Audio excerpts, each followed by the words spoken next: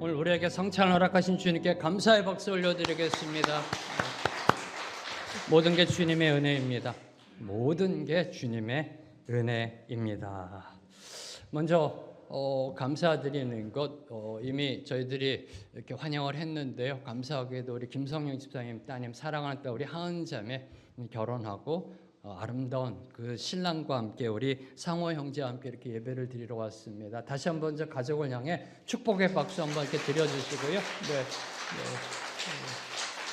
감사해요. 이 믿음의 세대가 일어나는 꿈을 꿉니다. 하나님의 복음의 가정이 세워지는 꿈을 꿉니다. 한번 멋지게 한번 하나님의 가정을 세워나가게 되기를 선포합니다. 또 하나 감사하는 거, 이제 청빙 절차가 들어가면서요, 많은 목사님들이 어플라이하고 계십니다. 그렇죠? 별로 반응이 안 좋으세요? 제로보다 낫지 않나요? 네, 얼마나 감사해요. 얼마나 감사해요. 이제 남은 건 뭐예요? 저와 여러분이 기도하는 하나님께서 기도를 들으시고요, 이렇게 주목받게 하시고 어플라이합니다. 이제 저희들이 기도하는 거 분별력입니다. 분별력. 왜요? 저희들이 목사님은 딱 한 분 모셔야 되잖아요. 한 분. 네. 하나님이 예비하신 분이 누구인지 분별할 수 있도록 온 성도가 기도해야 돼요. 청빙위원회 몫이 아니요. 이제 여러분이 공동의회에서 투표해야 됩니다. 나중에. 기도하셔야 돼요. 기도. 그때 가서 아무 생각 없이 투표하려고 하지 마시고 지금부터 기도하시고 선포합니다. 기도 안 한 분은 공동의회 때 기권하세요. 네. 도리어 방해됩니다. 하나님의 뜻에. 아니 나오지 마세요. 공동의회를 아예. 근데 기도하세요. 지금부터. 기도하세요. 하나님이 예비하신 그분이 오셔야 교회가 일어납니다. 생명의 길 교회가요, 하나님 앙망하는 교회로 독수리 날개 펴 올라가는 교회로 올라간다는 겁니다. 이 변화가 이루어지고요, 하나됨으로 일어난다니까요. 네. 이제 하나님 그걸 원하시는 거예요. 기도해야 됩니다. 저의 기도가 없으면 하나님의 뜻이 이루어질 수가 없어요. 기도는 하나님의 뜻을 이루어가는 수단입니다. 계속해서 이 청빙을 위하여, 특별히 청빙위원회 우리 한 분 한 분이 사람의 음성이 아니라 하나님의 음성을 듣는 그러한 위원회가 돼서 이제 서류 스크린하고 면접하는 과정 속에 잘 하나님의 뜻을 따라갈 수 있도록 여러분이 기도해 주시기를 부탁드립니다. 자, 오늘 하나님 주신 말씀 앞에 먼저 기도함으로 나아갑니다. 하나님 감사합니다. 또 말씀을 주시고 말씀으로 우리를 이끌어 주심에 감사합니다. 주님 그 예배하신 은혜 받게 하옵소서. 깨달은 대로 살아내게 하옵소서. 주님 우리가 지금까지 들은 말씀이 얼마나 많습니까? 그 말씀에 비례하여 우리의 삶이 변화되기를 소망합니다. 주여 오늘 역사하소서. 오늘 만져주시옵소서. 예수님의 이름으로 기도합니다. 아멘. 요새 제가 자주 묵상하는 말씀이요, 나는 전능한 하나님이라 너는 내 앞에서 행하여 완전하라. 네. 많이 들어본 말씀이죠. 네. 이 말씀을 계속 묵상합니다. 저 교회를 향하여 특별히 하시는 말씀입니다. 나는 전능한 하나님이라 너는 내 앞에서 행하여 완전하라. 자, 이 말씀은 창세기 17장을 여는 첫 말씀입니다. 하나님이 13년의 침묵을 깨고 아브라함이 99세 때 나타나셔서 하신 말씀이에요. 아브라함을 향하여 선포하신 말씀입니다. 나는 전능한 하나님이라 너는 내 앞에서 행하여 완전하라. 이 말씀으로 17장이 시작된 겁니다. 이 말씀으로 하나님의 임계점이 이제 도달했음을 보여주는 그 시작점이 되는 겁니다. 이를 뒤집어 보면 아브라함이 지금 하나님 앞에서 행하고 있지 않다는 거예요. 그렇죠? 완전하지 않다는 거예요. 그러니까 하나님이 제일 처음에 이 말씀하신 거잖아요. 이를 뒤집어 보면 하나님 앞에서 행하고 있지 못한 겁니다. 완전하지 못한 겁니다. 13년 전 아브라함은 아내 사라의 권유에 따라 하갈을 후첩으로 얻어 이스마엘을 낳았습니다. 그렇죠? 사라는 늙은 자신은 임신할 수 없으니 자신의 여종을 남편 아브라함에게 주어 상속자를 얻고자 하였던 것입니다. 당시 세상에서는 전혀 문제가 되지 않는 방식입니다. 그렇게 하고 있었습니다. 네. 아브라함 또한 하나님이 말씀하신 내 몸에서 날짜가 내 상속자가 되리라. 이 말씀을요, 세상 방식으로 해석한 겁니다. 대리모 출산이라는 세상 방식으로 해석한 겁니다. 아브라함도 기도하는 사람, 사라도 기도하는 사람. 근데 어느 날 아내가 얘기해요. 아, 그렇구나. 이게 또 하나님의 뜻이겠구나. 그리하여 이스마엘이 태어났습니다. 아브라함은 이스마엘을 하나님이 약속하신 그 아들로 생각했을 것입니다. 하나님이 수차례 약속하신 자손의 언약이 이스마엘을 통해 이루어질 줄로 믿었습니다. 특히 지난 13년 동안 하나님이 아무 말씀도 안 하셨어요. 이스마엘이 태어난 다음에 아무 말씀도 안 하셨어요. 이 하나님의 침묵을 어쩌면 암묵적 동의로 생각했을 겁니다. 자, 이는 아브라함이 하나님의 말씀을 세상 상식과 논리로 해석하는 인본주의 종교인으로 변질되어져 가고 있었음을 보여주고 있는 겁니다. 머리부터 발끝까지 완전한 변질이 아니라요. 부분 변색이 일어나고, 저와 여러분의 신앙의 모습 그렇잖아요. 이 변질되어져 갔음을 보여주고 있는 겁니다. 신앙생활이 종교생활 되는 것 종이 한 장 차이입니다. 제 경험상. 그럼 아브라함의 이 인생의 여정을 볼 때 신앙생활이요 종교생활 되는 거 종이 한 장 차이입니다. 하나님 앞이 아닌 사람 앞에 서면 변질됩니다. 나는 전능한 하나님이라 너는 내 앞에서 행하여. 코람데오가 아니고요. 사람 눈치 보고요. 사람 생각 듣고요. 세상 어떻게 돌아가나 인본주의 가치관 따라가면 변질됩니다. 하나님의 말씀이 아닌 내 생각 따라가면 변질되게 되어 있습니다. 이게 아브라함이 실수한 모습들이었잖아요. 지금까지. 그렇잖아요. 변질됩니다. 신앙생활이 종교생활 되는 거요. 그 멀리 있는 게 아니에요. 종이 한 장 차예요. 까딱하면 그냥 넘어가는 겁니다. 종교생활도요. 이런 변질이 정말 무서운 게 뭔지 아세요? 이런 신앙의 변질되어 갈 때 정말 무서운 거? 나는 예수 잘 믿고 있다라고 착각하는 거예요. 이게 정말 무서워. 변질됐는데 본인은 예수 잘 믿고 있다라고 착각해요. 착각합니다. 대부분의 성도가 넘어지는 오류입니다. 이게요. 변질된 거 알았으면 돌아섰겠죠. 벌써 그렇죠. 다시 빨았겠죠. 몰라요. 이게 착각신앙이라고 합니다. 이걸 착각신앙.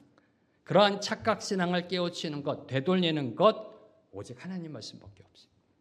하나님 말씀밖에 없습니다. 그래서 하나님은 아브라함이 99세 때 다시 찾아오셔서 말씀하신 것입니다. 하나님은 아브라함에게 다시 약속합니다. 후손의 약속을. 지금 이스마엘 잘 키우고 있는데 아니다라는 거죠. 후손의 약속과 땅의 약속을 선포하셨습니다. 그리고 그의 이름을 존귀한 아버지 아브라함에서 여러 민족 열국의 아버지 아브라함으로 바꿔주셨습니다. 그리고 아브라함의 모든 남자들은 할례를 행하여 이 언약의 표로 삼으라. 언약의 표징으로 삼으라 하셨고 아내 사레의 이름도 사라로 바꿔주셨어요. 나의 공주에서 열국의 어머니로 바꿔주셨습니다. 게다가 사라가 아들을 낳을 것이며 그 아들의 이름은 아예 이삭이라 지으라 명하셨습니다. 그러자 아브라함이 어떻게 했나요? 네 하나님 잠깐 생각해 보고요. 아니요 그 즉시 하나님이 말씀하신 대로 다 행했다라고 성경은 기록하고 있습니다. 이게 저희가 저번 주까지 은혜 받은 말씀이 그렇죠? 그 즉시 행했어요. 하나님 말씀하신 대로. 그리고 나서 얼마 후 하나님은 또다시 아브라함을 찾아오셨습니다. 이게 오늘 말씀의 시작이에요. 얼마 후에 하나님이 아브라함을 다시 찾아오셨습니다. 찾아오셨다라는 거는요, 뭔가 하실 말씀이 있으시다는 거예요. 그렇죠? 뭔가 목적이 있는 거예요. 찾아오셨다라는 거는 하나님이요. 아닌가요? 하나님이 문 노크를 똑똑 두드리는 거는요, 목적이 있다라는 겁니다. 무슨 말씀이 있으시다는 거예요. 그럼 하나님은 왜 아브라함을 다시 찾아오신 것인가요? 왜 찾아오신 것인가요? 이에 대하여 창세기 18장은 두 가지로 답하고 있습니다. 두 가지. 그 첫 번째 이유에 대한 말씀이 오늘 말씀입니다. 두 번째 이유는 이제 다음 주 말씀이고요. 자, 오늘 말씀 1절 함께 읽습니다. 시작. 여호와께서 마므레 상수리 나무들이 있는 곳에서 아브라함에게 나타나시니라. 날이 뜨거울 때 그가 장막문에 앉아 있다가 아브라함에게 나타나시니라. 할렐루야. 이야, 저는요 이 부분 묵상하는데 막 감동이 올라왔어요. 지금까지 하나님은요 꿈과 환상으로 현시하셨어요. 그렇죠? 꿈속에서. 또는 말씀으로 계시하셨어요. 근데 지금 아브라함에게 나타나시니라 이거는요, 하나님이 사람의 모습으로 찾아오셨다는 거예요. 사람의 모습으로. 사람의 모습으로 찾아오셨음을 의미합니다. 이에 대하여 먼저 저와 여러분이 두 가지를 함께 나누고자 합니다. 첫째, 나타나시니라는 하나님이 스스로 나타나셨다는 거예요. 원어를 보면요, 스스로 나타나셨다. 네, 스스로 나타나셨음을 의미합니다. 아브라함이 하나님을 간절히 찾아서 나타나신 게 아니에요. 주여 주여 외쳐서 나타나신 게 아니에요. 새벽 기도마다 붙잡고 주여 어디 계시나이까 해서 나타나신 게 아니라 하나님이 스스로 자신을 드러내셨다. 이게 바로 나타나시니라입니다. 사랑하는 성도 여러분, 죄로 오염된 타락한 이 본질상 진노의 자식 저와 여러분은요, 죽었다 깨어나도 하나님을 만날 수가 없어요. 저와 여러분의 힘으로, 능력으로, 자격으로 어떤 것을 해도요, 하나님을 만날 수가 없어요. 하나님을 찾을 수가 없습니다. 하나님 앞으로 나아갈 수가 없어요. 오로지 하나님께서 자비를 베푸셔서 하나님 스스로 자신을 드러내셔야 하나님을 만날 수 있어요. 하나님의 음성을 들을 수 있어요. 하나님의 임재 안으로 들어갈 수 있어요. 뭘 의미해요? 하나님을 만날 수 있다는 것, 하나님의 음성을 듣는다는 것, 하나님의 임재를 체험한다는 것, 어마어마한 은혜라는 겁니다. 이게 여러분 이걸요 다 대수롭지 않게 그냥 대충 생각하고 넘어가니까 이 신앙의 감격이 없는 거예요. 흥분이 없는 거예요. 내가 지금 여기 나와 예배 드리고 있다가 어마어마한 은혜라니까요. 근데 어떻게 예배 와서 졸아요? 전 그게 이해가 안 되는 거예요. 어쩌다 졸 수 있죠, 피곤하면. 근데 어떻게 매주마다 졸고요?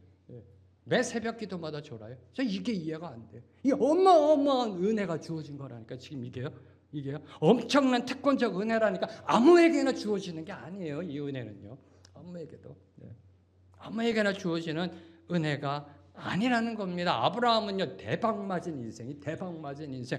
하나님이 창조주 주권자가 스스로 찾아오시는 존재라니까. 이야, 이거 대박맞은 인생 아니에요? 네. 여러분이 정치 색깔을 떠나서요. 뭐 요새는 뭐 대통령이 찾아온다고 그래도 별로 그렇게 흥분 안 하는데, 네, 되게 빨강 쪽에 계신 분들은, 네, 정치 색깔을 떠나서 대통령이 나를 찾아온다, 나를 알고, 야, 그 뭔가 좀 특별한 사건 아니에요? 어쨌든 아니에요. 네. 트럼프가 미국 와가지고 찾아오고요. 지금 젠슨 황이 와 있나요? 네. 갑자기 여러분을 찾아와요. 이름 부르고. 네. 여러분이 대단하다는 거 아니에요? 별로 아니에요. 저녁 뉴스에 나오지 않을까요? 젠슨 황이 오늘 아침에 생명의 길교회 가서 누구를 찾았대, 만났대, 커피 마셨대. 이거 신문에 나요. 하나님이 찾아오신다. 이 하나님이, 이 대박맞은 인생, 대박맞은 인생, 이 대박이 오늘 저와 여러분에게 일어나기를 소망합니다. 이 대박이요. 귀로만 듣는 신앙에서요, 눈으로 보는 신앙으로 나아가게 되기를 축원합니다. 욥의 고백, 이제까지는 귀로만 들었었는데 하나님 이제 하나님을 봅니다. 이 고백이요. 이 고백이 한 번 정도는 있어야 되지 않을까요? 아니, 매일매일 고백돼야 되지 않을까요? 네. 두 번째로 묵상하는 거. 하나님은 아브라함이 기도하거나 예배드리는 가운데 나타나신 것이 아니라는 거예요. 저 이 부분이 또한 감사했어요. 함께 모여 예배 드릴 때, 기도할 때, 성령 집회할 때, 부흥 집회할 때, 할렐루야 하면서 막 이럴 때 나타나신 게 아니라는 겁니다. 날이 뜨거운 한낮에 나무 그늘에서 쉬고 있는 아브라함을 찾아오셨습니다. 뭘 의미할까요? 하나님은 특별한 장소나 거룩한 순간에만 임하시는 분이 아니다라는 겁니다. 네. 거룩한 순간, 네. 어떤 특별한 장소, 이거 베델, 이런 데만 임하시는 분이 아니라는 겁니다. 뜨거운 낮 시간에 장막 문 앞이라는 지극히 평범한 고단한 일상 속으로도 찾아오시는 분이다라는 사실을 말씀하고 있는 겁니다. 오늘도 하나님은요, 저와 여러분 우리가 숨 쉬며 살아가는 삶의 터전 가운데 찾아오십니다. 평범한 일상 가운데 친히 찾아오셔서 위로하시고 격려하시고 세임 주시고 은혜를 베풀어 주십니다. 교회에 와야만 만날 수 있는 분이 아니라는 거예요. 여러분의 일상 가운데 찾아오시는 분이라는 거예요. 문제는 뭐예요? 내가 모른다는 거지. 찾아오셨는데 내가 모른다는 거죠. 주님은 문 밖에서 두드리고 있는데 모르는 거예요. 이게 모르는 거예요. 그냥 주님은 문 밖에 두드리다 가시는 거예요. 가시는 거예요. 오늘 이 은혜가 여러분에게 임하게 되기를 선포합니다. 여러분의 일상 가운데 하나님이 찾아오시는 그 은혜, 그걸 이렇게 느끼고요. 감동하고 그러니까 하나님은 우리의 문을 두드리고 계세요. 오늘도 두드리고 계세요. 하나님이 오셨구나. 문 탁 열고요. 하나님 라떼 아메리카노 어느 거 드실래요? 얼마나 좋아 이게요. 그죠? 문 딱 열고 누구세요? 그러면 하나님이 얼마나 겸연쩍겠어요. 그죠? 이 하나님을 만나는 은혜, 일상 가운데서. 이 교회만이 아닙니다. 여러분이 성경책 읽을 때만이 아니에요. 부흥 집회할 때, 기도할 때만이 아니에요. 여러분의 일상, 여러분의 평범한 삶, 그 삶 가운데 주님은 문을 두드리고 계신다라는 사실입니다. 자, 이어지는 2절은요. 하나님이 아브라함에게 나타나신 그 상황을 설명하고 있습니다. 2절 말씀요. 함께 읽습니다. 시작. 사람 셋이 맞은편에 서 있는지라 그가 그들을 보자 곧 장막문에서 달려나가 영접하며 몸을 땅에 눕혀. 자, 뭔가 좀 이게 내용이 보니까 뭔가 좀 이 범상치 않죠, 그죠? 네. 아브라함은 자신을 찾아온 세 사람을 보고요, 그들이 보통 사람이 아니란 사실을 깨닫습니다. 그렇죠? 찾아왔을 때 보면 딱 보면 우리도 느끼잖아요, 대충. 이 사람 참 평범하지 않다. 뭔가 비범해 보인다. 네. 그렇죠. 저와 여러분님이 알고 있어요. 하나님과 두 천사예요. 그러니까 사람의 모습으로 나타났지만 뭔가 좀 달랐을 것 같아요. 네.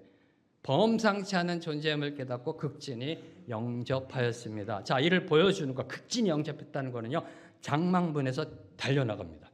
달려나갔다는 거예요. 달려나갔다. 아브라함이 지금 몇 세예요? 99세입니다.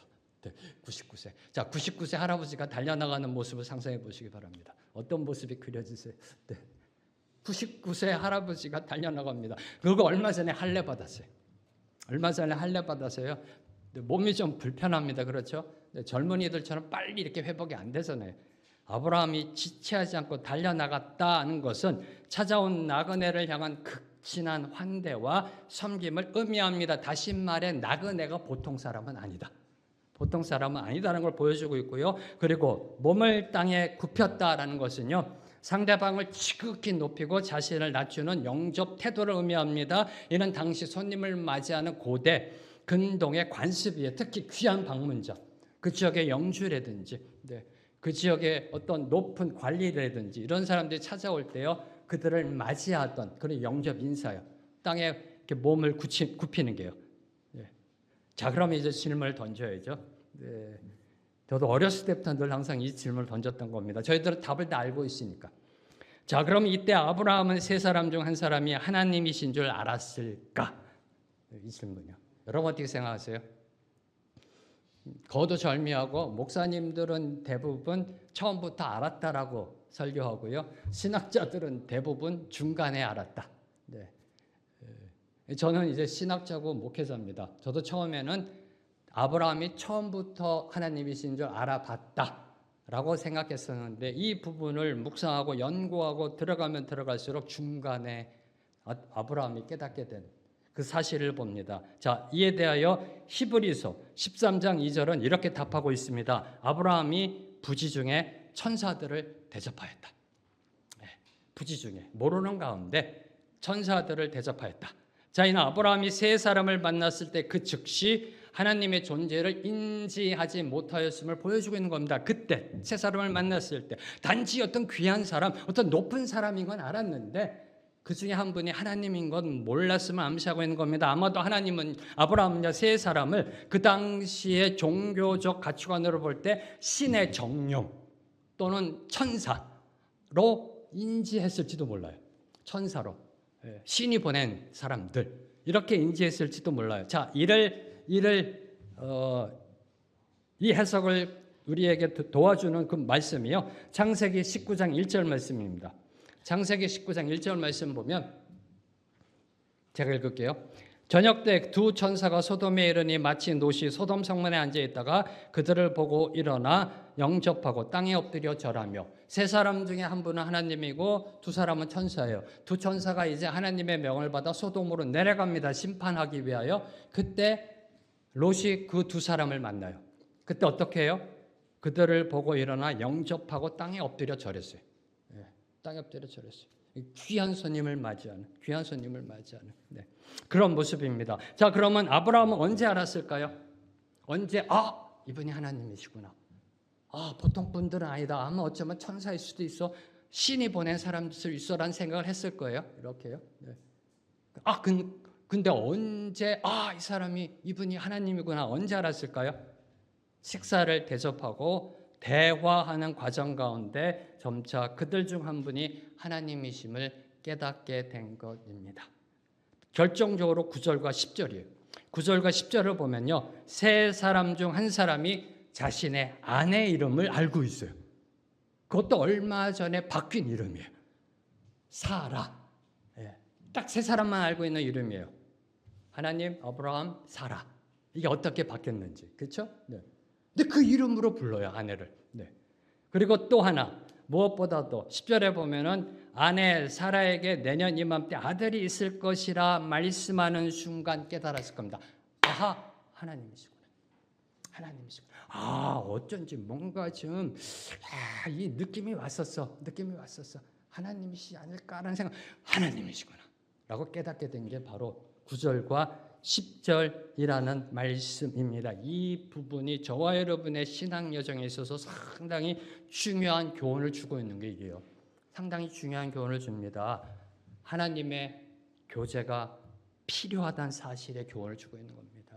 오늘 말씀 보세요. 아브라함이 장막문에 서서 세 사람을 계속해서 대접하고 있어요. 자리 안 뜹니다. 그 옆에 있어요. 뭐 했다는 뜻이에요? 교제했다는 뜻이에요. 교제. 하나님과 교제가 필요해요. 말씀으로, 기도로 하나님과 늘 소통해야 하는 이유가 바로 이것이라는 겁니다. 하나님과 소통하면 소통할수록 모든 게 뚜렷해진다는 거예요. 하나님과 처음 딱 소통해서 모든 걸 탁탁 알고 그 다음에 싹 돌아서나요? 아니죠. 말씀을 듣고 또 듣고 깨닫고 기도하고 기도가 깊어지면 깊어질수록 하나님의 뜻이 명료해지고요.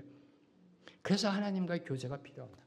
라는 사실을 보여주고 있는 거예요. 이때 만약에 아브라함이 손님을 대접하고 자기는 안방으로 들어가 있었다면 하나님이 오신 줄 몰랐을 거예요.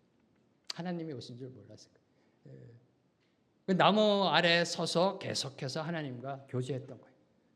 그래서 교제가 필요하다라는 겁니다. 말씀으로 기도로 하나님과 친밀한 인격적 교제를 나눠야 된다는 거. 한 번 말씀 읽고 깨닫는 것이 아니에요. 교제로 들어가야 돼요.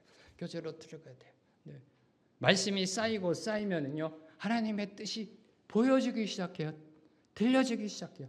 기도가 깊어지면 깊어질수록 하나님이 뭘 원하시는지 분명해지기 시작한다라는 사실입니다. 이 부분이 중요해요. 이 부분이 정말 중요합니다. 하나님과의 교제가 필요하다. 그래서 큐티 하셔야 된다. 큐티. 뜨끔하시죠? 뜨끔하시죠?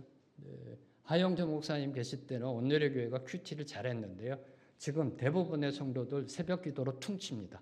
큐티 안 해요? 어떻게 잘하냐고요? 알아요. 보면 압니다. 새벽 기도 마치고 가서 큐티 다 하세요. 쫙 한 30분 묵상하면서요. 소수라니까 그렇게 하시는 분 소수. 목사님들 중에서도 소수예요. 새벽 기도로 퉁쳐요. 어쩌면 그냥 말씀만 읽고 넘어갈 때도 있어요. 뜨끔하시죠? 큐티 하셔야 된다. 하나님과 교제하셔야 돼요. 교제.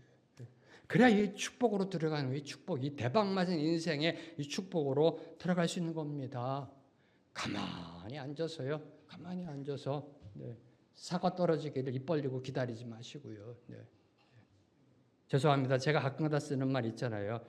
횟집 차리려고 하지 마시고 날로 먹으려고 하지 마시고 교제하셔야지. 하나님을 찾아야 되죠. 그래야 이 대박 맞은 인생의 축복으로 나아갈 수 있다는 겁니다. 따라서 3절에서 아브라함이 그들을 주라 호칭한 것은요 하나님을 의미한다라기보다는 당시 귀한 손님이나 윗사람에게 쓰던 일반적인 존칭입니다. 존칭. 그리고 4절부터 8절을 보면요 아브라함은 자신을 방문한 나그네의 신분이나 방문 목적을 묻지 않습니다. 따지지 않아요. 왜 오셨어요? 어디서 오셨어요? 누구세요? 묻지도 않아요. 네. 이런 생각입니다. 이 뜨거운 대낮에 이 사막길을 걸어왔으면 얼마나 힘들까, 지쳤을까. 그래서 그들을 위해 최상의 대접으로 섬겼습니다. 떡과 고기 등으로 섬겼습니다. 이 부분을 묵상하면서 하나님이 주신 말씀이 이겁니다. 아브라함은 하나님의 은혜를 아는 사람이었다. 하나님의 은혜를 아는 사람이었다. 아직 이게 연결이 안 되시죠? 하나님의 은혜를 아는 사람이었다. 그 은혜에 감사하는 사람이었다. 그리고 그 은혜를 이웃과 나그네를 향해 흘려보내는 사람이었다. 라는 사실을 묵상케 하시더라고요. 이 말씀 4절부터 8절을 묵상하는데요. 네. 그 말씀을 깨닫게 하시더라고요. 아브라함은 진정 하나님의 은혜를 깨달은 자구나. 나 같은 거 구원해 주시고 내가 뭐라고 감사하다. 감사하는 삶. 그랬더니 힘든 자, 어려운 자, 이런 나그네를 보면 도와주고 싶은 거예요. 주머니 여는 겁니다. 주머니 여는 겁니다. 네. 은혜 받았으니. 네. 은혜 받은 자가 은혜를 나눕니다. 네. 세상적으로 얘기하면 사랑받은 자가 사랑할 수 있다고 그러잖아요. 네. 은혜 받은 자가 은혜를 베풀어 주고 있음을 보여주고 있는 것입니다. 저는 이 부분에 놀랐어요. 5절에 보면은 아브라함이 뭐라고 그러나요? 세 사람에게 여기서 잠깐 쉬세요. 내가 떡을 조금 가져올 테니 좀 드시고 가세요. 그렇게 얘기해요. 근데 6절에 보면은 아브라함이 급히 장막으로 가서 사라에게 이르되 속히 고운 가루 세 스아를 가져다가 떡을 만들려고 그래요. 고운 가루 최상의 밀가루입니다. 세 스아. 이게 얼마큼인지 아세요? 한 스아가 1.8리터 페트병 4개입니다. 세 스아면 어떻게 돼요?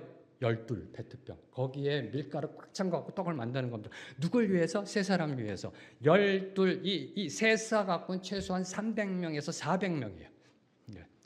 아브라함이 얼마나 이 받은 은혜가 감사했으면요. 네. 이 베푸는 겁니다. 그냥 쭉. 거기다 세 사람을 위해서 뭐도 잡아요? 송아지도 잡아요. 송아지도 잡아요. 요구르트, 우유 다 내옵니다. 다 내옵니다. 네. 은혜 받아서 하나님 앞에 은혜 받아서 네. 손을 피는 것. 이 모습입니다. 손을 피는 모습. 네. 참된 믿음은 타인을 대할 때 나타나게 되어 있어요. 참된 믿음은요. 네. 타인을 대하는 태도가 신앙의 깊이와 품격을 보여주는 척도가 된다는 사실입니다. 신앙생활의 진정한 가치는요. 예배당 안의 모습이 아니에요. 한 목사님 늘 생전에 그러셨잖아요. 늘 항상 여기 거룩한 척 앉아있지만 당신들의 삶을 보면 하나님이 한숨 쉴 때도 있다. 저와 여러분의 신앙생활의 가치는 예배당 안의 모습이 아니라 일터와 일상에서 마주하는 사람들을 어떻게 대하느냐에 따라 결정된다라는 겁니다. 그래서 주님이 뭐라고 말씀하셨어요? 지극히 작은 자 하나에게 한 것이 누구에게 한 것이다? 나에게 한 것이다. 라고 저와 여러분에게 교훈하셨던 것입니다. 기억하십시오. 하나님은요 오늘 저와 여러분 나의 일상 가운데 나그네의 모습으로 오십니다. 도움이 필요한 이웃의 모습으로 찾아오신다라는 사실입니다. 이 진리를 갖고 소설로 쓴 사람이 톨스토이잖아요. 톨스토이. 사랑이 있는 곳에 신이 있다. 사랑이 있는 곳에 하나님이 있다. 나중에 한번 이 책을 한번 읽어보세요. 네. 너무나 감명 깊은 그러한 책입니다. 자, 그럼 이제 하나님은 왜 아브라함을 찾아오신 것인가? 왜 찾아오셨는가? 자, 그 이유는 앞서 17장에서 선포하신 이삭이 출생할 것이다라는 약속을 다시 한번 더 확증해 주기 위하여 찾아오셨음을 저와 여러분이 이미 말씀을 다 알고 있습니다. 그렇죠? 네. 17장에서 말씀하셨어요. 13년 만에 침묵을 깨시고 나타나셨어요. 이스마엘이 아니다. 내년에 사라가 아들을 낳을 것이다. 그 아들을 통하여 내 약속이 언약이 전승될 것이다. 안 믿니? 그 아들 이름 이삭이라고 줘라. 이름까지 지어주셨어요. 그리고 떠나셨어요. 네, 다시 오셔서 다시 한번 이 이삭이 출생할 언약을 확증하게 오신 거예요. 뭘 보여줘요? 아직도 아브라함과 사라가 온전히 믿지 못하고 있다. 아니, 지금 하나님이 나타나셨을 때 믿지 못하고 있다는 사실을 보여주고 있는 겁니다. 그러니 다시 말씀하시는 거죠. 아브라함과 사라의 믿음을 굳건히 하기 위하여 나타나신 겁니다. 자, 9절 말씀 읽습니다. 시작. 그때 이르되 내 아내 사라가 어디 있느냐 대답하되 장막에 있나이다. 하나님과 두 천사가 아브라함에게 묻습니다. Your wife, 네 아내 사라가 어디 있느냐? 네, 장막에 있습니다. 자, 당시 사라는요 경수가 끊어졌고요. 89세입니다. 나이가 많아 스스로 아이를 가질 수 없다고 단정지은 상태였습니다. 아이 출산에 대한 기대를 완전히 내려놓은 포기한 상태예요. 그렇죠. 네. 아기를 가질 수 있다고 생각하는 게 비정상이죠. 그 나이에. 네. 경수도 끊어졌고요. 네.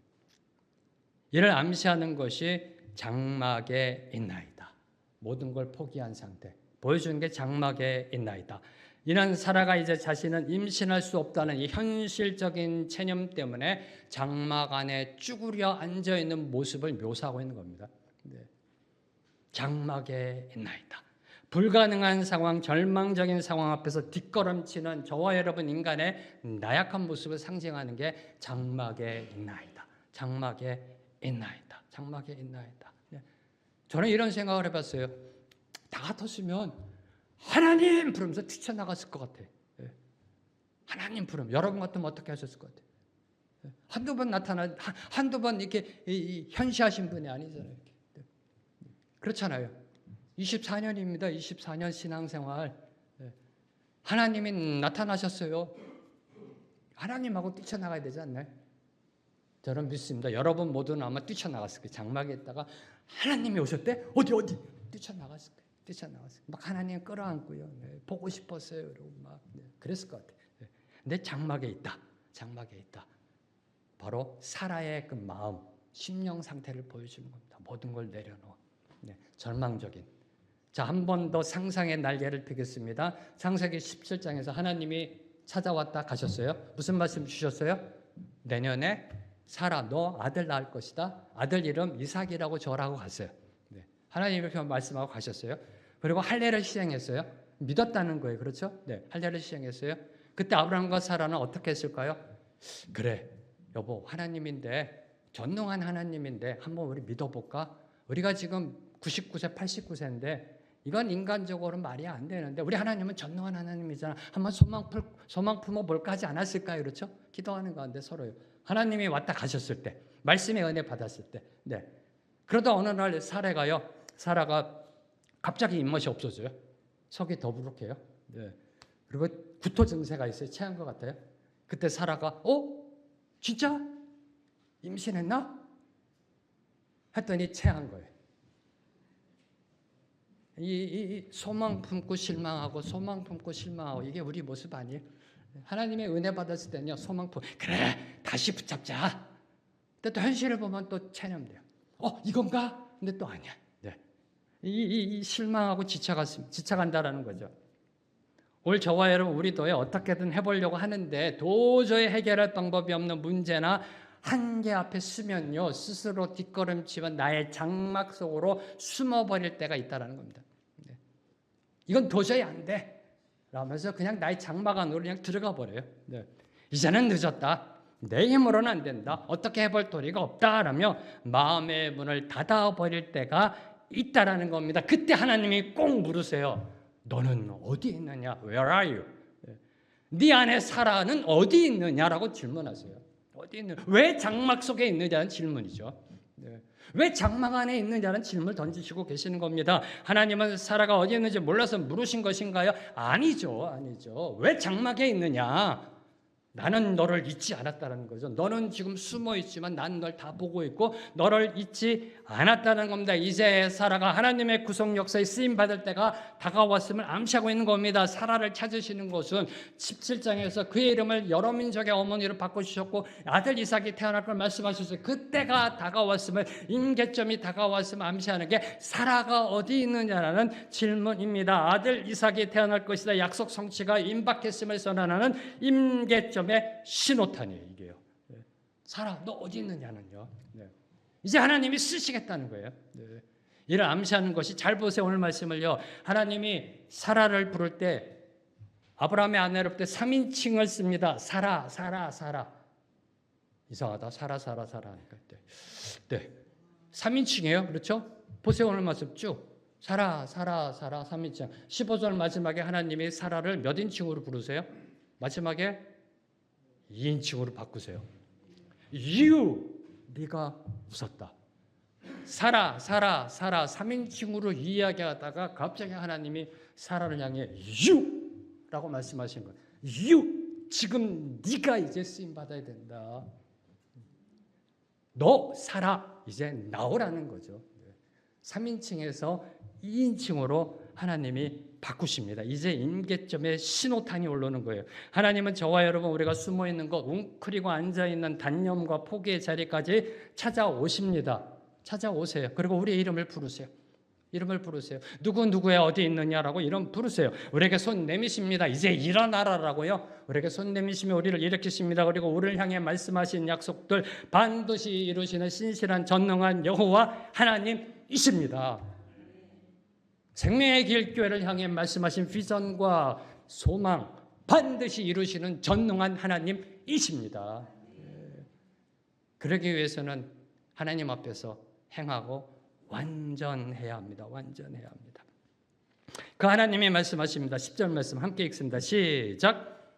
그가 이르시되 내년 이맘때 내가 반드시 내게로 돌아오리니 내 안에 사라에게 아들이 있으리라 하시니 사라가 그 뒤 장막문에서 들었더라. 하나님은 내년 이맘때 사라에게 아들이 있을 것이라 말씀하셨습니다. 이거 들은 말씀 아니에요?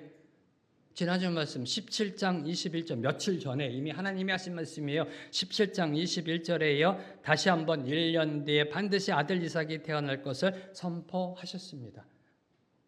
무엇이 느껴지세요? 신앙적으로 이게 영적으로요? 전 두 가지가 느껴졌어요. 첫째, 인간이 하나님의 말씀을 붙듣는다. 야, 이거 결코 쉬운 일이 아니구나. 인간이 하나님의 말씀을 온전히 믿는다. 어렵다. 어렵다. 이걸 보여주는 거죠. 바로 며칠 전에 하신 말씀이에요. 사라가 내년에 아들 낳을 것이다. 근데 며칠 뒤에 또 말씀하세요. 사라가 지금 못 믿고 있는 겁니다. 그 믿음을 굳건하게 또 말씀하시는 거예요. 그러니까 하나님은 말씀하시는 거죠.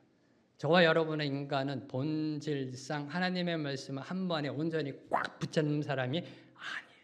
이 부분 좀 이따 나누겠습니다. 왜 그런가는. 하나님의 말씀이 주어지면요, 들으면 은혜 받아요. 은혜 받습니다. 눈물 콧물 흘립니다. 아멘 아멘 아멘 하면서 화답합니다. 근데 뒤돌아서면 노멘 하는 게 저와 여러분이에요. 말씀 앞에서는 아멘이야. 아멘 아멘 아멘. 현실에서는 노멘. 이게 저와 여러분의 모습이라는 거예요.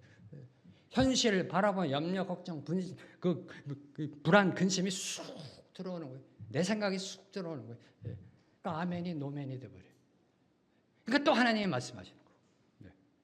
두 번째, 하나님의 약속은 인간의 시간표가 아닌 하나님의 완벽한 때에 성취된다는 사실을 보여주고 있는 것입니다. 이걸 두 번이나 강조하시는 거예요. 너의 시간표가 아니라 내 시간표에 이루어진다. 하나님은 저와 여러분 인간의 조급함이나 조바심에 끌려다니는 분이 아니에요. 주여 오늘 임하소서. 이 조바심이나 조급함에 끌려다니는 분이 아니에요. 하나님은 하나님의 시간표대로 일하세요. 시간표대로 일하세요. 하나님의 카이로스. 비록 이스마엘이 태어난 후 13년 동안 아무 일도 일어나지 않았어요. 그렇죠? 13년 동안 성경은 그를 침묵기로 그냥 내버려 두고 있습니다. 그때에도 하나님의 시간표는 작동되고 있었어요. 하나님의 시간표는 작동되고 있었어요. 임계점으로 얘기하면 그때 하나님은 영적 온도를 올리고 계셨어요. 100도가 되기 위해 올리고 계셨다는 겁니다. 지나고 보면요, 하나님이 늘 옳았음을 알 수 있습니다. 지나고 보면 늘 그래요. 지금 현재는 알 수 없어요. 그러나 늘 시간이 지나면 깨닫게 돼요. 내년 이맘때가 되면 다 알게 됩니다. 다 알게 돼요. 하나님은 언약을 지키시는 분이라고 고백하게 될 거예요. 아브라함과 이 사라가요. 조금만 기다리세요. 이제 21장 가면요. 다 알게 돼요. 이를 보증하는 것이 이 말씀입니다. 하나님이 말씀하시는 내가 반드시 내게로 돌아오리니. 이게 그 약속의 성취를 보증하는 겁니다. 하나님은 한 번 약속하신 것을 절대로 잊지 않으시는 분이세요.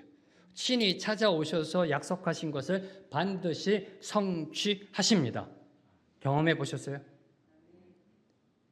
이를 체험한 모세는 이렇게 고백합니다. 민수기 23장 19절 말씀.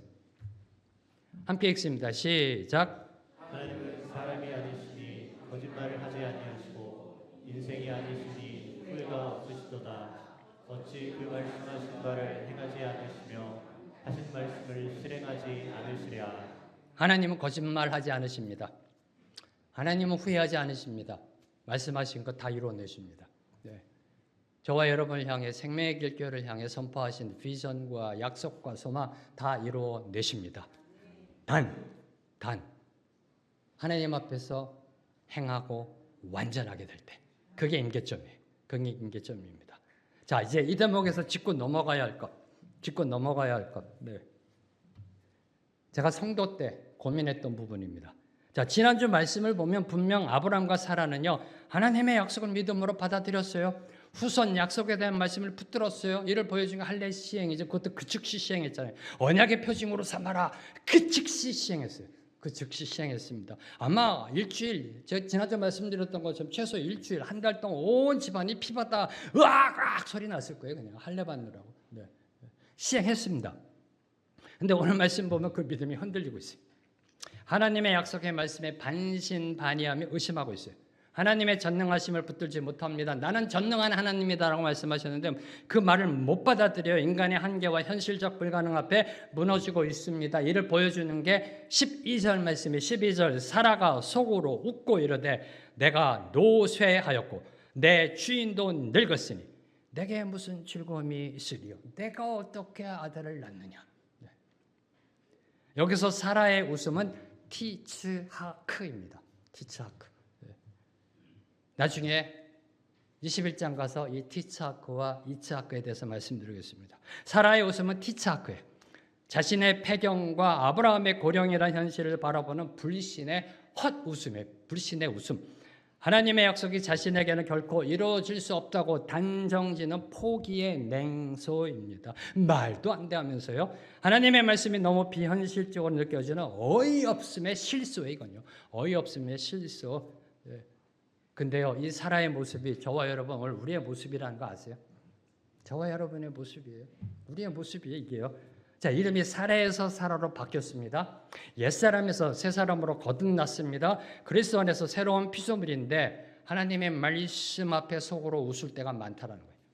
웃을 때가 많아요. 네. 말씀 앞에 어깃장 놓을 때도 있어요. 내 생각과 다르다고. 말씀 앞에 발끈할 때도 있어요. 왜요? 내 자존심 건드니까. 내 고집 건드니까, 내 교만 건드니까, 내 치부 드러내니까 네.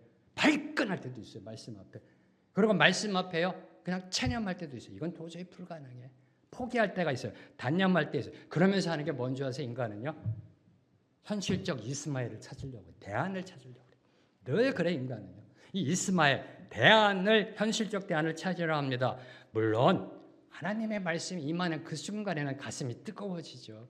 가슴이 뜨거워지죠. 네. 아멘으로 화답하죠. 네.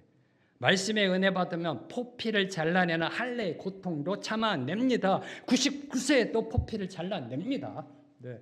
그 아픔과 고통을 참아냅니다. 그런데 현실 가운데 아무런 일도 일어나지 않으면 그 금세 그 뜨거움은 식어버립니다. 식어버려요. 다시 원위치. 오래전에 제가 그래서 링반대룽이라는 제목으로 설교한 적 있잖아요. 영적 링반대룽. 다시 원위치. 은혜 받고 기뻐하다가 다시 원위치. 눈물 콧물 흘리다가 기도 찬양하다가 다시 원위치. 네. 제가 말씀드렸잖아요. 제가 아버지 학교 선교사였는데 그때 그랬어요. 이 자녀들이 집사님 그 아버지 학교 한 달짜리야. 우리 아빠 보니까 한 달짜리예요. 네. 박찬호 집사님 요새는 어떻게 되는지 모르겠습니다만 제가 아버지 학교 선교할 때는 애들이 그랬어요. 한 달짜리라고. 처음에 와서는 잘한대요. 아버지 학교 갔다 와서는. 은혜 받아서 한 달짜리 하면 원위치래 아버지가. 네. 한 달짜리라고 저한테 그러더라고요. 이 아이들이. 네. 네. 어쩌면 아브라함과 사라도 한 달짜리였는지 몰라요. 17장의 말씀에 은혜 받은 게. 자, 그러면 왜 그럴까? 왜 다시 원위치로 돌아갈까? 말씀의 은혜 받았을 때는요, 정말 사람이 변한 것 같아요.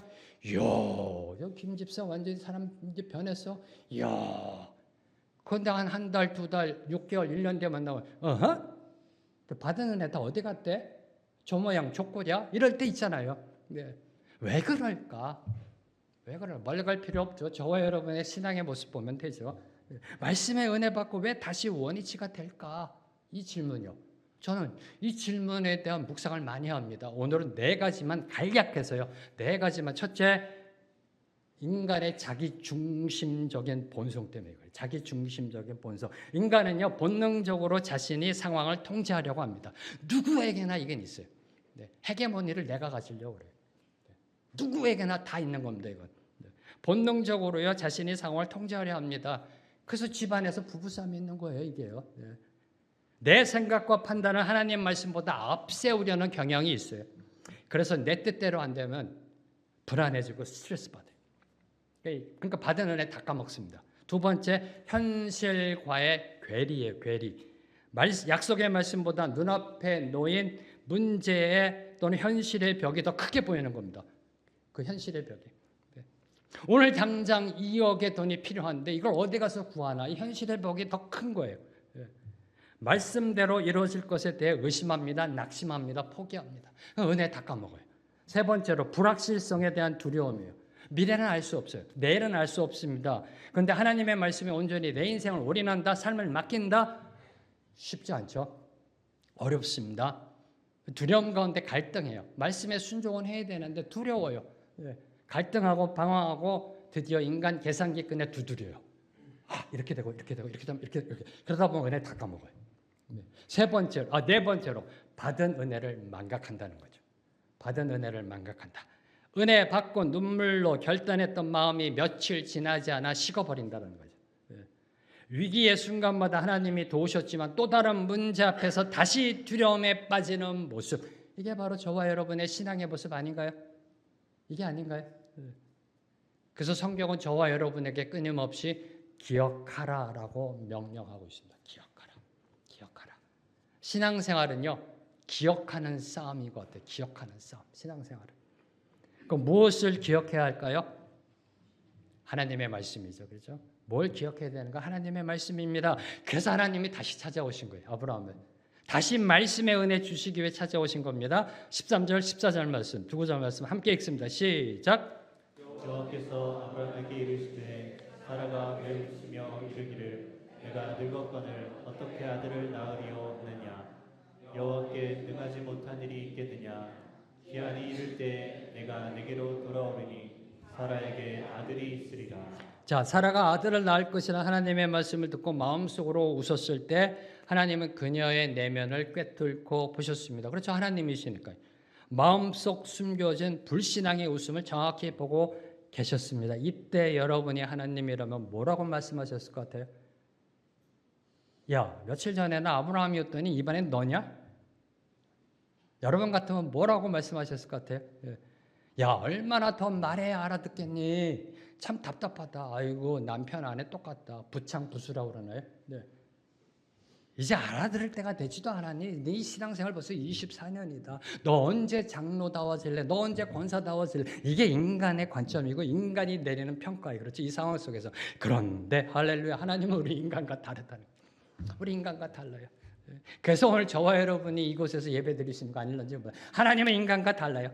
끝까지 알아듣게 말씀하세요.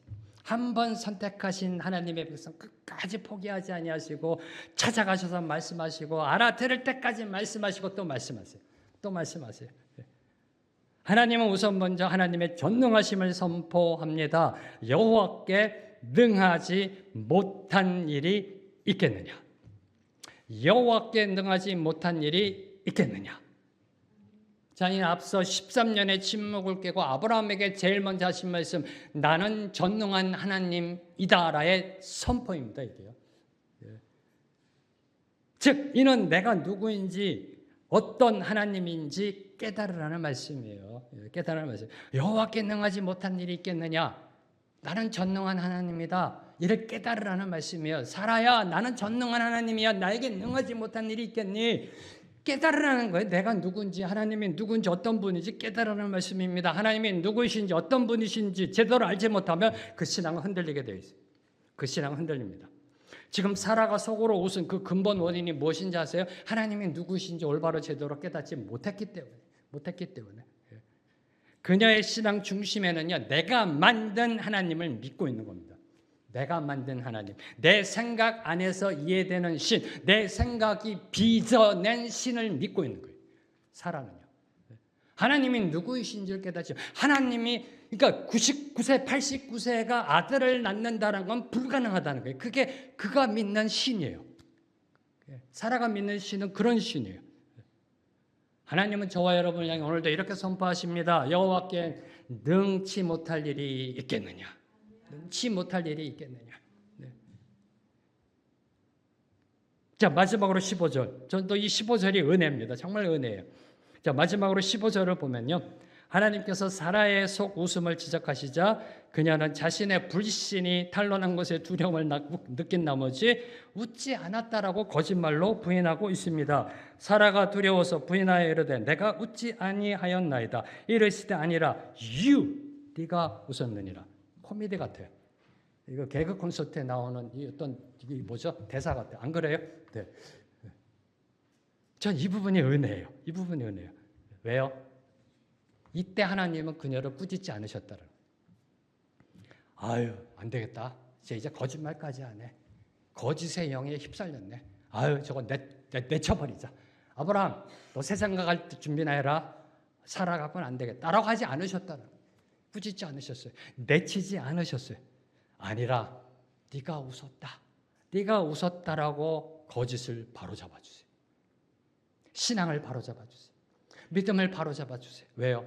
이 땅에 의인은 하나도 없어요. 누구나 죄인입니다. 하나님이 그걸 잡아주세요. 바로잡아 주세요. 다시 말해 하나님은 우리 인간의 부족함과 거짓됨을 아시고도 약속을 이루어 가시는 분이다라는 사실. 이게 전 너무 은혜스러워요. 인간은 흔들리고 넘어지기 쉽지만 하나님의 구원 역사는 사람의 조건에 달려있지 않다라는 겁니다. 다시 말해 하나님은 인간의 완벽함이 아닌 하나님 스스로의 신실하심으로 구원의 역사를 이루어 가신다. 다시요. 하나님은요 우리 인간의 자격, 조건, 공로 그 완벽함이 아니라 하나님 스스로의 신실하심으로 구속 역사를 이루어 가신다. 그래서 모든 게 은혜라는 거예요. 그래서 모든 게 은혜입니다. 오늘 말씀을 맺겠습니다. 자, 여러분은 어처구니 없거나 황당한 이야기를 들었을 때 어떻게 반응하세요? 주로요? 어처구니 없는 이야기, 황당한 이야기. 네, 어떻게 반응하세요? 특히 가능성이 제로예요. 누가 봐도요. 근데 된대요. 반드시 이루어진대요. 이렇게 말할 때 어떻게 반응하세요? 야, 말도 안 돼. 거짓말하지 마. 농담이지. 소설 쓰네. 말 같지도 않는 말 하지 마. 반응이 이렇게 나올 줄 알았습니다. 그래서 제가 AI에게 물어봤어요. AI가 뭐라고 답하는 줄 아세요? 참 창의적인 소설 한 편 잘 들었습니다. 현실감이 전혀 없는 공상과학 소설 같네요. 지나가는 개가 웃을 이야기입니다. 그런데요, 농담처럼 들리는 말이, 소설처럼 말도 안 되는 일이, 개가 웃을 일이 일어날 수 있다. 100세, 90세 부부를 통해 아들이 태어난다. 하나님은 인간의 불가능을 가능으로 바꾸시는 분입니다. 인간의 한계와 절망을 뛰어넘어 일하시는 분입니다. 막힌 길을 뚫으시고 새 길을 여시는 분입니다. 마른 뼈에 생기를 불어넣으시는 분입니다. 전능한 하나님이십니다. 이 하나님께 오늘 저와 여러분이 마음껏 쓰임받게 되기를 축원합니다. 이 소망 갖고 함께 찬양합니다. 우리를 사용하소서. 주님 우리를 사용하소서. 생명의 길 교회를 사용하소서. 함께 찬양합니다. 우리에겐 소원이 하나인데 주님 다시 오실 그날까지 우리 가슴에 새긴 주의 십자가 사랑 나의 교회를 사랑케 하네. 주의 교회를 향한 우리 마음 희생과 포기와 가난과 고난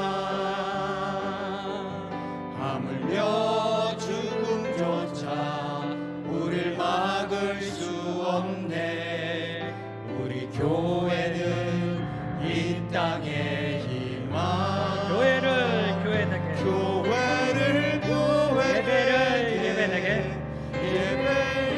예배되게 우리를 사용하소서. 주님 우리를 사용하소서. 진정한 부흥의 날 진정한 부흥의 오늘 날 임하도록 오늘 우리를 사용하소서. 우리를 사용하소서. 한 번 더 고백합니다. 우리에겐 소원이 하나 있네. 우리에겐 소원이 하나 있네. 주님 다시 오실 그날까지 우리 가슴에 새긴 주의 십자가 사랑 나의 교회를 사랑케 하네. 주의 교회를 향한 우리 마음 희생과 포기와 가난과 고난 하물며 죽음조차 우릴 막을 수 없네. 우리 교회는 이 땅에 임한 교회를 교회에게 예배되게 우리를 사용하소서. 우릴 사용하소서. 진정한 부흥의 날 오늘 임하도록 우리를 사용하소서. 우릴 사용하소서. 교회를 교회되게 예배 교회를 생명의 교회를 교회에게 사용하여 주시옵소서. 예배, 나를 사용하옵소서. 예배, 우리를 사용하여 주시옵소서. 우릴 사용하소서. 진정한 부흥의 날 오늘 임하도록 우리를 사용하소서. 우릴 한번 더 고백합니다. 교회를 교회되게 예배되게 교회에게 예배되게 주님 나를 사용하소서. 우리를 사용하소서. 우릴 사용하소서. 진정한 부흥의 날 오늘 임하도록 우릴 사용하소서. 주님 우리 찬양의 고백처럼 우리 사용하여 주시옵소서. 전능한 하나님을 믿고 그 말씀 약속 붙잡고 나아가는 우리 모두가 되게 하옵소서. 죽음조차 우리를 막을 수 없습니다. 하나님을 향해 나아가는 발걸음 그 어느 것도 막을 수 없습니다. 주님 우리 교회를 향해 우리를 향해 선포하신 그 비전과 소망과 약속 반드시 이루어질 줄로 믿습니다. 내년 이맘때 알게 될 줄로 믿습니다. 하나님이 전능한 하나님이신 줄을 믿음으로 고백하게 될 날이 속히 오리라 믿습니다. 주님 교회가 하나님 앞에 행하고 완전함으로 나아가 그 임계점의 축복을 누리는 생명의 길 교회 되게 하여 주시옵소서. 하나님께 마음껏 쓰임받는 생명의 길 교회 되게 하여 주시옵소서. 예수님의 이름으로 기도합니다. 아멘. 이제 다 함께 일어나셔서 하나님 앞에 봉헌하시겠습니다.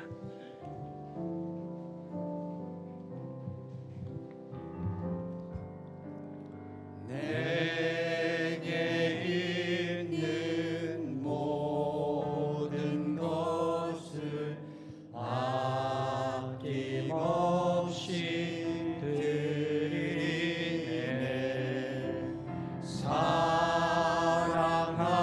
사랑하고 의지하며 주만 따라 살리라. 주께 드리네. 주께 드리네.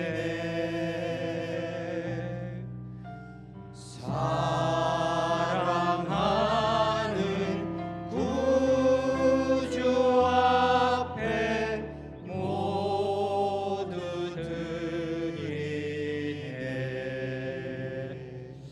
주님 찬양의 고백처럼 모두 다 주님께 드립니다. 모든 것이 주님의 것입니다. 우리의 생명도 물질도 인생도 주님의 것입니다.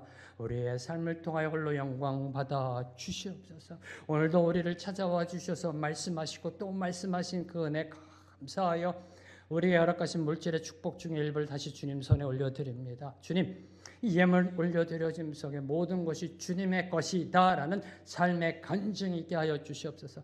예물이 사용되어지는 곳에 오직 주님의 영광만이 드러나게 하시고 주님이 세우시는 생명의 길 교회 위에 귀하게 쓰임받게 하여 주시옵소서.